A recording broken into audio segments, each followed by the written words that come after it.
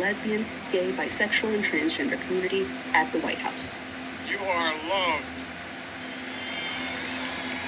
You are heard. You are understood. And you belong. And as I made clear, including in my State of the Union address, your president, my entire administration, has your back. We see who you are, made in the image of God, deserving of dignity, respect, and support. Not all Americans agree or think these conversations should be held in public. Presidential candidate and Florida Governor Ron DeSantis has signed several bills concerning LGBTQ+ rights, including the so-called Don't Say Gay law, which Biden described as hateful. DeSantis says he's protecting conservative values. But we will, as president, lean in against woke ideology and against the sexualization of children. Uganda recently passed the so-called Kill the Gays law, prompting some Ugandans to flee for safety.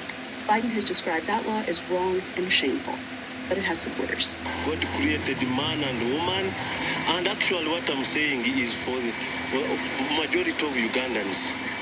White House Press Secretary Karine Jean-Pierre told VOA that this trend of using the law to restrict gay rights makes this year's celebration even more important.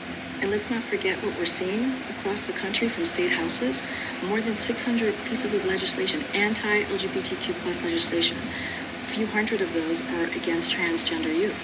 And so we have not seen that type of anti-sentiment, against this community in decades. The faith community has mixed views on gay rights, and at times members of the same religious congregation will have opposing views on the issue.